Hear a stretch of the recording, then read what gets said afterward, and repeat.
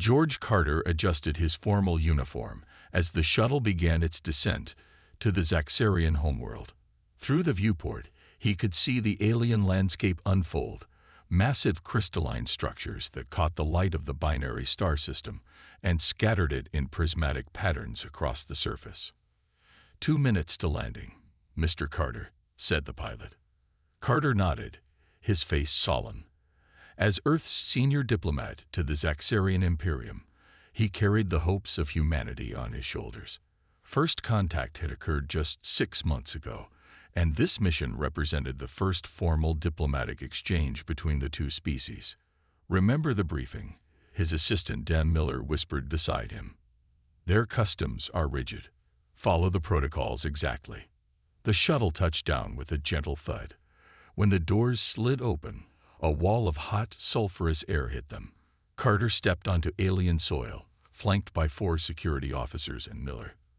A delegation of Zaxxarians waited, tall, reptilian beings with iridescent scales and 4 arms. Greetings, Ambassador of Earth, the lead Zaxxarian said through a translator device. I am High Counselor Vexkar. The Imperium welcomes you.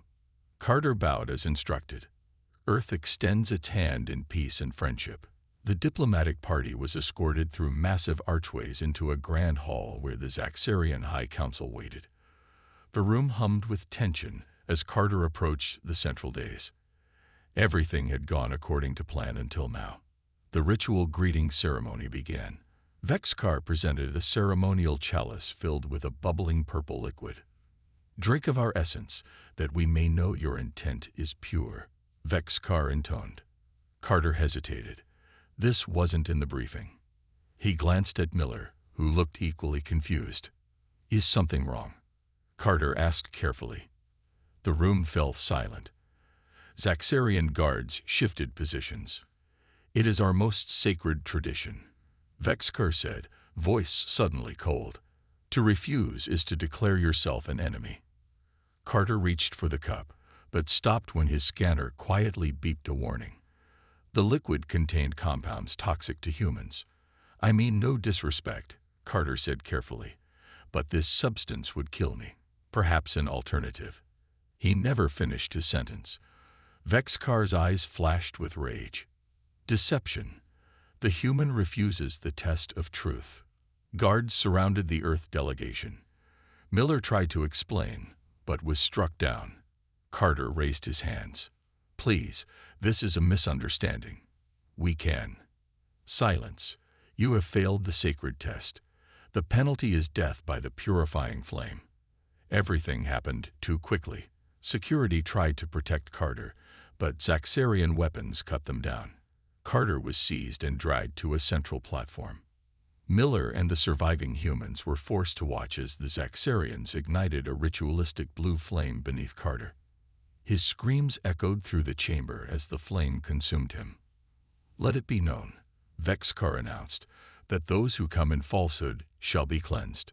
Miller and 2 security officers managed to fight their way out during the chaos. They reached their shuttle, pursued by Zaxxarian fighters. The pilot executed a desperate escape, breaking orbit under heavy fire. 3 days later, a damaged shuttle limped into Earth space. Admiral Catherine Willis was waiting when the survivors emerged, haunted and injured. They burned him alive, Miller reported, voice hollow, for refusing a poison drink. Within hours, the United Earth government convened an emergency session. The video evidence was undeniable. Earth's diplomat executed in a horrific public ritual.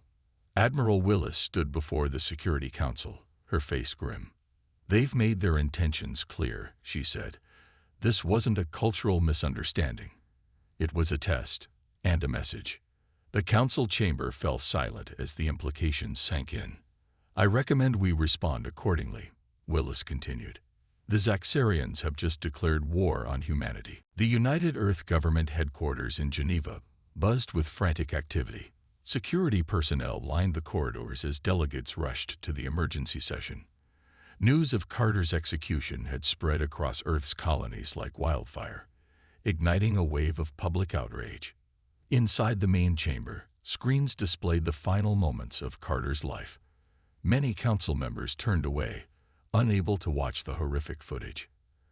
Admiral Catherine Willis stood rigid, her face a mask of controlled fury as she waited to present her assessment. "Order, please," called Council President Diane Russell, her voice cutting through the chaos. "We face an unprecedented crisis. The diplomatic corps will speak first." Linda Howard, Director of Diplomatic Services, approached the podium. Her hands trembled slightly as she arranged her notes.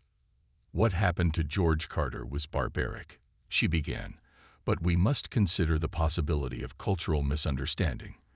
The Zaxxarians may operate under different ethical frameworks. They burned our man alive," shouted a delegate from the Mars colony. "What's to understand?" Howard raised her hands. "I'm not defending their actions. I'm suggesting we exhaust diplomatic channels before considering military action." Admiral Willis stepped forward next. The room quieted at her approach. In her 30 years of service, she had earned universal respect for her measured judgment. "I've analyzed all available intelligence on the Zaxxarian Imperium," she said, bringing up new images on the screens. "This isn't the first time they've executed foreign representatives." The screen showed historical records from Zaxxarian archives, translated by AI. Willis highlighted key passages. 3 other species encountered by the Zaxxarians in the last century faced similar tests during first contact. Those who submitted to drinking the ritual substance became subjugated client states.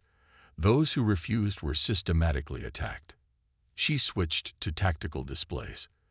The Zaxxarians possess substantial military capability. They control 17 star systems. Their technology is comparable to ours, with advantages in some areas. Howard interrupted, "But surely." "Let me finish," Willis said firmly. "Intelligence recovered from the shuttle shows the Zaxxarians were scanning our defensive capabilities throughout the meeting. The ritual wasn't just cultural. It was designed to assess our submission threshold." General Frank Rodriguez from Military Intelligence stepped up. "We've intercepted communications indicating Zaxxarian fleet movements toward our border colonies. They're preparing for aggression, not reconciliation." The council chamber erupted in heated debate. Some argued for containment strategies, others for immediate military action. A few still pushed for diplomatic solutions. President Russell called for quiet. "We need to vote. The options are continued diplomatic engagement, defensive posture only, or full military response." Willis watched the electronic ballot count climb. The outcome was becoming clear. By majority vote, Russell announced, the Council authorizes a state of war against the Zaxxarian Imperium, effective immediately. She turned to Willis. "Admiral, you are appointed Supreme Commander of Earth Fleet with authority to implement Operation Righteous Response." Willis nodded solemnly. "I accept the responsibility." After the session, Willis stood alone at the viewing window overlooking Lake Geneva. The weight of command pressed on her shoulders. She had witnessed wars before, but never one involving humanity's survival against an alien power. Her aide, Lieutenant Ryan Foster, approached quietly. "The fleet commanders are assembled in the war room, Admiral." "Tell them I'll be there in 5 minutes," she replied. Foster hesitated. "Ma'am, the media is calling this a war of vengeance." Willis stared at the peaceful waters below. "This isn't about vengeance, Lieutenant. The Zaxxarians tested us, thinking we would either submit or be easy prey." Her eyes hardened. "They miscalculated. We're fighting for our right to exist as a free species." As she turned to leave, Willis glanced at a photo of her family on her datapad. This war would change everything. For them, for humanity, for the galaxy. But the alternative was unthinkable. "Begin full mobilization," she ordered. "The Zaxxarians want total war. We'll show them what that really means." The bridge of the UES Valiant hummed with tension as Captain Susan Franklin studied the tactical display. Earth's first offensive fleet had assembled at the edge of human space, just outside Zaxxarian sensor range. 26 warships, the finest humanity could produce, waited for the order to advance. "Stealth systems at full capacity," reported Lieutenant Roy Garcia from Tactical. "Zaxarian patrols show no indication they've detected us." Franklin nodded. Admiral Willis had chosen her to lead this first strike because of her experience with the new shadow drive technology. The revolutionary propulsion system allowed human ships to move undetected through enemy territory, humanity's secret advantage. "All ships confirm ready status," Communications Officer Olivia Wu announced. "Very well." Franklin straightened her uniform. "Begin Operation Spearhead." The fleet moved silently toward the Proxima Centauri system, a key Zaxarian military outpost. Intelligence suggested it housed their primary subspace communications array, vital for coordinating their forces. As they approached the gas giant that dominated the system, Franklin activated the ship-wide comm. "All personnel, prepare for combat operations. Remember, we're not just avenging George Carter. We're preventing the subjugation of Earth." The fleet split into 3 battle groups. Franklin would lead the main assault while Commander John Wright's team targeted the communications array. The 3rd group under Major Kelly Wilson would provide defensive cover. "Enemy ships detected," Garcia reported. 8 Zaxarian cruisers in standard patrol formation. "They haven't seen us yet," Franklin said. "Hold positions until we reach optimal strike range." Minutes passed as the human fleet closed in. When they reached the designated coordinates, Franklin gave the command, "Disengage shadow drives. All ships, weapons hot." The human fleet materialized seemingly from nowhere, catching the Zaxarian patrol completely by surprise. The Valiant's railguns opened fire, tearing through the lead Zaxarian cruiser before it could raise shields. "Multiple targets engaging," Garcia called as the space around them lit up with weapons fire. Franklin coordinated the attack with precision. "Focus fire on their command vessel." "Right. Begin your run on the communications array." Wright's voice came through the comm. "Acknowledged. Strike team moving into position." On the planet's moon below, Lieutenant Paul Martinez led a team of Marines toward the communication facility. They moved efficiently through the low gravity, using portable shield generators to protect against automated defenses. "Sir, I'm detecting unusual data traffic," reported Specialist Kim Johnson, scanning the facility's transmissions. "They're sending encrypted bursts toward their homeworld." Martinez directed his team to secure the central control room. Inside, they discovered not just communication equipment, but a vast database. "Download everything," Martinez ordered. "Intelligence will want to see this." As Johnson worked, her eyes widened. "Lieutenant, these aren't just communications. These are invasion plans, detailed analyses of Earth's defenses, colony locations, population centers." "Copy it all," Martinez said grimly. In orbit above, the battle reached its climax. 3 Zaxarian ships had been destroyed, with the others attempting to retreat. "Don't let them escape," Franklin ordered. "If they warn the homeworld, we lose our advantage." The Valiant's weapons tracked the fleeing ships, methodically eliminating them. When the last explosion faded, Franklin allowed herself a small breath of relief. "Status report. Minor damage to 4 ships. No casualties," Garcia replied. "Wright's team has disabled the communications array." Franklin opened a channel to Admiral Willis. "Phase 1 complete. Admiral, the Proxima Centauri system is secure." Willis's reply was immediate. "Excellent work, Captain. What about the intelligence gathering?" "Lieutenant Martinez's team recovered strategic data. It confirms our suspicions. The Zaxarians were planning a full-scale invasion of human space." There was a pause before Willis responded. "This validates our decision. Establish the forward operating base as planned. The Zaxarians thought they were testing our weakness, Captain. Now we'll show them our strength." Franklin looked out at the stars, knowing that what started today would change the course of human history. The war had begun, and there would be no turning back. Grand Admiral Cross slammed his 4 fists onto the strategy table, scattering holographic ship models. The other Zaxarian commanders flinched at this rare display of emotion from their usually disciplined leader. Explain how humans, primitive, soft-skinned creatures, captured our Proxima Centauri outpost, he demanded, scales flaring crimson with rage. War Minister Thax bowed his head submissively. The humans employed unknown stealth technology. They appeared without warning and disabled our communications before we could alert the fleet. Cross hissed, a sound that made junior officers step back. The High Council assured me these humans would be trivial to subdue after they failed the submission test. Perhaps we underestimated them, suggested Sub-Commander Vex, the youngest of the War Council.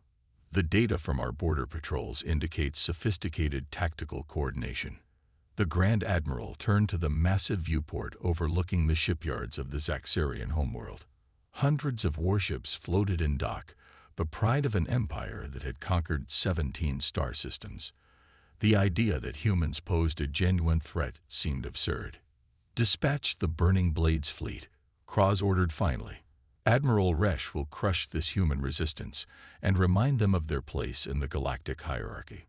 3 days later, the Burning Blades, 50 of the Empire's most advanced warships, emerged from hyperspace at Tau Ceti, a strategic system near the new human forward base.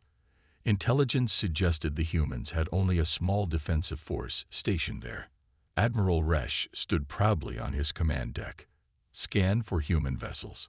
Detecting 12 ships scattered throughout the system, reported his sensor officer. Small profile, minimal armaments. Resch flared his throat sack in amusement. Barely worth our time. Battle formation Talon strike. We'll eliminate them quickly. The Zaxarian fleet advanced, spreading into the classic pincer formation that had broken countless enemies. As they approached the human positions, something unexpected happened. Energy spike from the asteroid field, shouted the tactical officer. Suddenly, the supposedly weak human vessels accelerated to incredible speeds, executing maneuvers that should have torn them apart. From hidden positions among the asteroids, additional human ships appeared. Major William Garcia led the human fighter squadrons from his craft, the Peregrine. Execute Pattern Omega. Target their command ships first. Human fighters swarmed like angry insects, too small and fast for the Zaxarian targeting systems designed for capital ship combat. They slipped past defense screens and delivered precision strikes against vulnerable points. Aboard the Zaxarian flagship, chaos erupted as systems failed. How are they penetrating our shields? Resch demanded as another explosion rocked the massive vessel. Unknown, Admiral. They're using some kind of phase-shifted weaponry developed by their scientist Morgan. Our shields can't. The officer's words were cut short as a direct hit to the bridge sent shrapnel through his chest. Resch watched in disbelief as his supposedly invincible fleet was systematically dismantled. The humans fought with unexpected precision, targeting propulsion systems and weapons while minimizing casualties, not from mercy, he realized, but to capture ships intact. All vessels, retreat to Rally Point Delta, Resch ordered, choking on the unfamiliar taste of defeat. Only 28 of the 50 Burning Blade ships managed to escape. The rest were destroyed or captured. When news reached the homeworld, Grand Admiral Cross faced the High Council with the grim report. The humans are not the primitives we thought them to be, he admitted. They fight with creativity and adaptability we haven't encountered before. The Zaxarian Emperor's inner eyelids narrowed. Are you suggesting these mammals pose a genuine threat to the Empire? Cross chose his words carefully. I suggest, Divine One, that we have awakened a formidable enemy.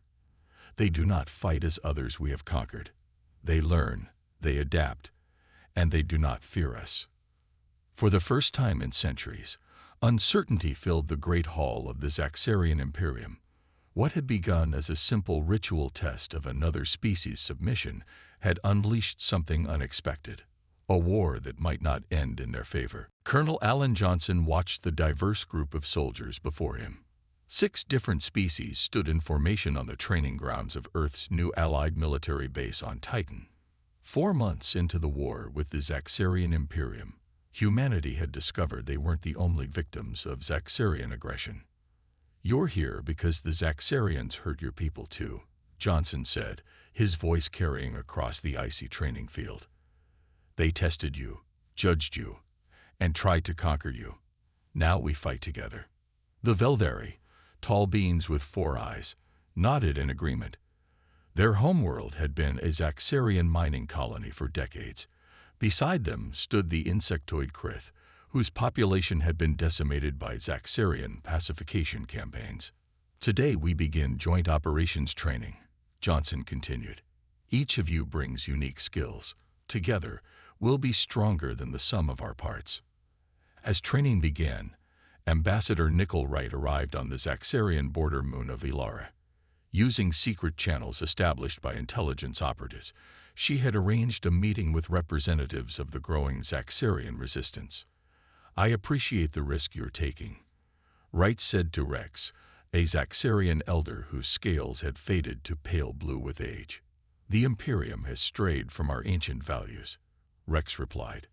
"Many of us never supported the expansionist policies of the current regime." Wright leaned forward. "We need information about the defensive systems around Epsilon Eridani. The slave worlds there have suffered long enough." Rex hesitated, then passed a data crystal across the table. "This will help. But promise me something. When you strike, remember not all Zaxxarians are your enemy." The liberation of Epsilon Eridani became the turning point of the war. 8 Earth ships, accompanied by vessels from their new coalition partners, broke through the Zaxxarian blockade using technology developed by Dr. Lisa Morgan, a brilliant physicist who had reverse-engineered captured Zaxxarian shield systems. "Their shields operate on a rotational frequency," Morgan had explained to Admiral Willis. "Our new disruptor beams can synchronize with that rotation and punch right through." The tactic worked perfectly. Coalition forces freed 3 enslaved worlds in a single coordinated assault. Millions of beings celebrated their liberation, many immediately volunteering to join the fight against their former oppressors. But the war's expansion brought new ethical challenges. During the battle for Nereid Station, Zaxxarian forces used their own civilian populations as human shields. "They're evacuating civilians into the weapon platforms," reported Captain Eric Hughes during the assault. Admiral Willis faced an impossible decision. "Can we disable the platforms without civilian casualties?" "Negative, Admiral. They've integrated their life support systems with the weapons." Willis closed her eyes briefly. "Hold position. We need another approach." Instead of a direct assault, Willis authorized a covered operation. Special forces infiltrated the station and helped the civilians escape before neutralizing the weapons. The operation took longer but saved countless innocent lives. Not all commanders shared Willis's restraint. General Henry Barnes, leading the Rigel campaign, ordered the bombardment of a Zaxxarian military academy, despite intelligence that it contained young cadets. "They raised their children to become our killers," Barnes argued when questioned. "This is total war." The UEG Ethics Committee removed Barnes from command, establishing a clear precedent. Humanity would fight fiercely, but would not abandon its principles. As coalition forces pushed deeper into Zaxxarian territory, captured enemy officers expressed shock at this approach. "Why do you spare civilians?" one captured Zaxxarian commander asked Johnson during interrogation. "It is inefficient." Johnson's answer was simple: "Because the difference between us isn't just how we fight, it's why we fight. We're not here to destroy your people. We're here to end your empire's tyranny." The war had expanded beyond revenge for one diplomat's death. It had become a fight for the freedom of multiple species, including many Zaxxarians themselves who had lived too long under their own government's oppression. Admiral Catherine Willis stood on the bridge of the UES Vindication, watching the fleet assemble for the final push. Through the view screen, the swirling orange gas giant vortex loomed large, the last celestial guardian before Zaxxar Prime, homeworld of the Zaxxarian Imperium. "All coalition ships report ready "Admiral," said her executive officer, Commander Hank Peterson. Willis nodded. 1 year after George Carter's execution, the combined forces of Earth and its allies had pushed the Zaxxarian forces back to their core systems. Now, 23 human ships and 38 vessels from allied species prepared for the most ambitious operation of the war. "Open channel to all ships," Willis ordered. When the light indicated a live connection, she spoke clearly. "This is Admiral Willis. Today we strike at the heart of the empire that thought it could subjugate our worlds. Remember why we fight. Not for vengeance, but to ensure the freedom of all sentient beings in this sector of the galaxy. Execute Operation Daybreak." The massive fleet moved in precise formation, using tactical innovations that had confounded Zaxxarian commanders throughout the conflict. Instead of the traditional battle lines that most space navies employed, Willis had developed swarm tactics that utilized the coalition's smaller, more maneuverable ships to great advantage. Lieutenant Commander Richard Evans led his stealth insertion team aboard the infiltrator vessel Shadow. As the main fleet engaged Zaxxarian defenses, Evans and his 12 specialists slipped through the chaos toward Zaxxar Prime. "Active camouflage engage," reported his pilot. "We're invisible to their sensors." Evans checked his gear one final time. "Remember, our mission is to infiltrate the Imperial archives. Intelligence believes they contain information critical to ending this war quickly." The Shadow landed in an unpopulated area 20 kilometers from the capital city. The team moved under cover of night, using advanced stealth suits to avoid detection. When they reached the massive crystal spire that housed the archives, Evans deployed specialized hacking equipment developed for Zaxxarian systems. "I'm in," whispered tech specialist Kara Howard. Security protocols bypassed. Inside the archives, Evans discovered more than he had expected. This isn't just a library, it's a record of conquests. Every species they've encountered, every test they've administered. Howard accessed the oldest records. According to this, the ritual that killed Carter wasn't just tradition. It's the formal beginning of conquest. They've been using it for millennia to identify which species will submit and which will resist. "Download everything," Evans ordered. "The Admiral needs to see this." In orbit above, the battle raged. Captain Laura Peterson commanded the battleship UES Defiance at the front of the assault. Her ship had taken heavy damage, but remained operational. "Target their command nexus," Peterson ordered as the Defiance broke through the planetary defense grid. "Weapons, used focused ion beams. I want to disable, not destroy." The precise strikes cut through Zaxxarian defenses like a surgical blade. One by one, the orbital platforms went dark, creating a gap in the defense network. "All ships, move through Sector 7, Peterson commanded the fleet. "The path to the capital is open." With orbital superiority established, Admiral Willis contacted the Zaxxarian High Command. The Emperor himself appeared on the communication screen, his scales dull with rage. "Your resistance is over," Willis stated firmly. "Your fleet is scattered. Your defenses are breached. I offer terms of surrender." "Zaxxarians do not surrender," the Emperor hissed.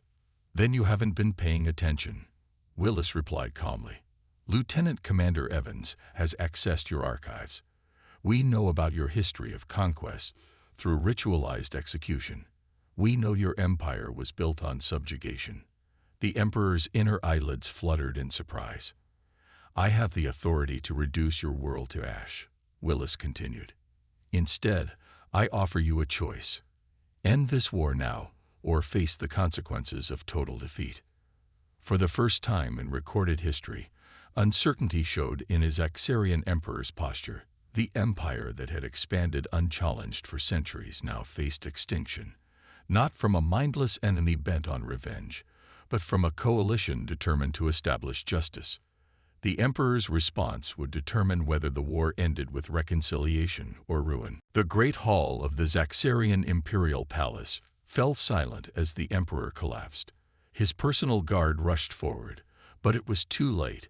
The ancient ruler had suffered a fatal seizure upon hearing of the coalition forces' complete breach of their defenses. In the chaos that followed, Sub-Commander Vexus, who had warned the War Council about underestimating humanity, seized the moment. He addressed the stunned High Council. "The Emperor is dead. Our defenses are broken. I propose immediate ceasefire negotiations." Elder councilors hissed in protest, but younger members supported Vex. After a brief but intense power struggle, the moderate faction prevailed. 6 hours later, Admiral Willis received the official surrender request. "They're asking for terms," Commander Peterson informed her on the bridge of the Vindication. Willis nodded. "Inform Earth and our coalition partners. We'll convene a peace delegation, but our troops remain in position." 2 days later, the formal surrender took place in the same ceremonial chamber where George Carter had been executed. The symbolism was not lost on anyone present. Admiral Willis led the human delegation, accompanied by representatives from all coalition species. The Zaxxarian Imperium formally acknowledges defeat and surrenders unconditionally to the Earth-led coalition.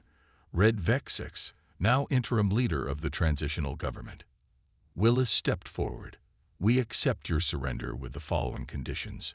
First, those directly responsible for Diplomat Carter's execution will face trial for war crimes. Second, all enslaved populations will be immediately freed. Third, a coalition oversight committee will supervise your transition to a non-expansionist government." Vex signed the document. "We accept these terms." In the following weeks, a new era began. Coalition peacekeeping forces maintained order as the Zaxxarian government underwent reformation. Archaeological teams discovered that the Zaxxarians' aggressive expansion policy had been instituted relatively recently in their history, only about 8 centuries ago. Before that, they had been peaceful explorers. Ambassador Nickel Wright worked closely with Zaxxarian moderates like Rex to establish a new governmental framework. "Your culture has much to offer the galaxy," she told him during a planning session. "Not as conquerors, but as partners." On the coalition flagship Vindication, Admiral Willis organized a memorial service for George Carter. The ship's largest hall was filled with military personnel and diplomatic staff from Earth and allied worlds. "We gather to honor not just a fallen diplomat," Willis said, addressing the assembly, "but all those who lost their lives in this conflict. Carter's death sparked a war that none of us wanted, but that ultimately freed billions from oppression." She paused, looking at the faces around her. Human, Velderi, Krith, and even a few Zaxxarian representatives. "This war cost us dearly. Over 7,000 coalition personnel gave their lives. But from this loss comes hope for lasting peace."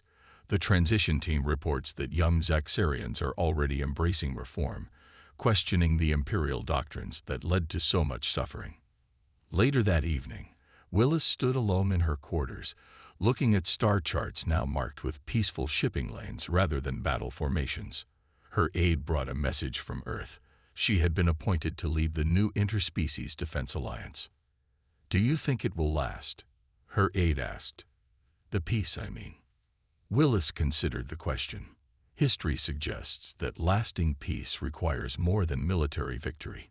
It needs understanding, reconciliation, and vigilance. She looked at a photo of Carter's family visiting the monument built in his honor. "But I believe we've taken the first steps towards something meaningful." On Earth, Jane Carter, George's wife, walked with their daughter through the Memorial Gardens in Geneva. They stopped before a statue depicting representatives of different species standing together. "Your father wanted to build bridges between worlds," Jane told her daughter. "In the end, that's exactly what happened, though not the way anyone expected." As they placed flowers at the monument's base, a group of young Zaxxarian students on a cultural exchange program approached. They bowed respectfully, not in submission, but in genuine respect. "We learn from the past," one young Zaxxarian said, "to build a better future together." The war that began with a diplomat's fiery execution had ended not with extinction, but with the first fragile tendrils of true understanding between species.